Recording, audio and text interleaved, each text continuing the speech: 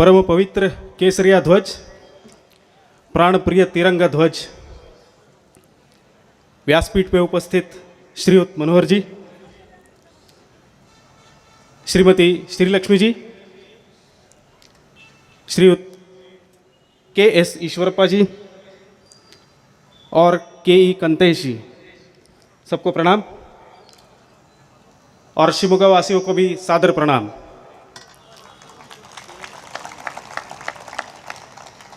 दिनांक 13 अगस्त इस वर्ष के सावरकर जी के साथ बहुत ही बड़ा अपमान इस शिवमोगा शहर में हुआ। जो भी आक्रांत थे वो यह नहीं जानते कि शिवमोगा एक शक्ति केंद्र है।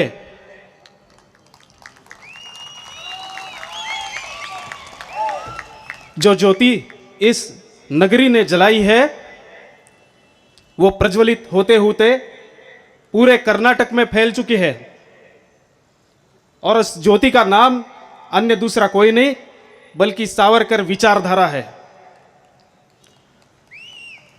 शिवमोगा में 800 वर्ष पहले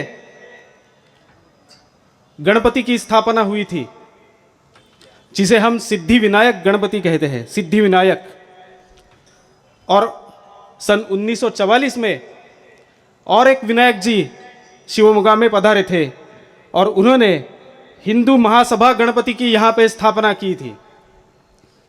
सावरकर जी का उद्देश्य एक ही था कि हिंदू संगठित हो जाए, हिंदुओं का संगठन हो जाए तो ये जो राष्ट्र विघातक शक्तियां हैं उन्हें परास्त किया जा सकता है।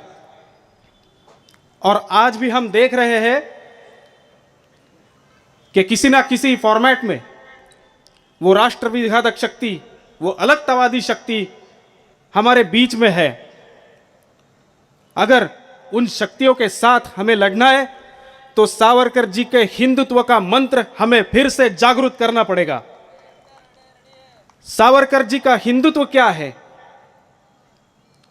हमारी जो ये विशाल संस्कृति है जिसे हम हिंदू संस्कृति कहते हैं, जिसकी जन्मभूमि है सिंधु नदी, उस सिंधु नदी के किनारे हमारे संस्कृति का निर्माण हुआ, वहां से हमारी संस्कृति का विस्तार हुआ।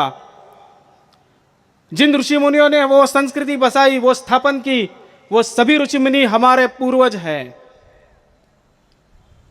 इस भारतवर्ष पे अनेक आक्रमण हुए, चाहे वो लोधी हो, चाहे वो बाबर हो, चाहे वो मुगल हो, लेकिन इस हिंदू संस्कृति ने ऐसे ऐसे नरवीर निर्माण किए जिन्होंने इन आक्रांतों को परास्त किया।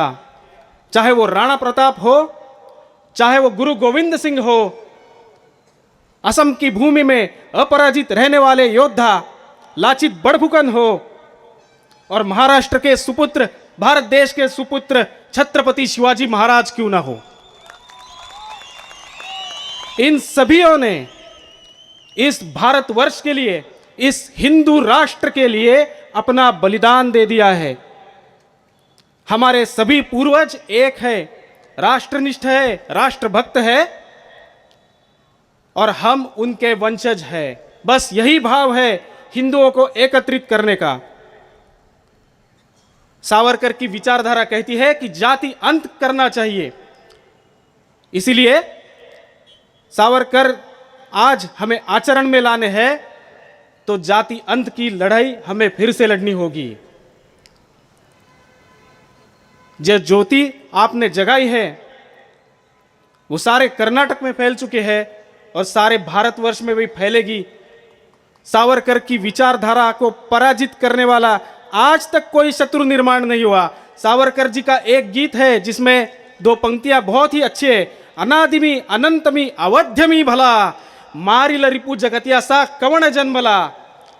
मेरी विचारधारा को समाप्त करने वाला शत्रु आज तक निर्माण नहीं हुआ और नहीं आगे होगा, क्योंकि आप जैसे धरोहर, आप जैसे वीर यहां पे हिंदुत्व का ध्वज लेके खड़े हैं। आज मुझे आमंत्रित किया है और सावरकर जी के बारे में या शिवमोगा के बारे में 2 शब्द बोलने की अनुमति दी है।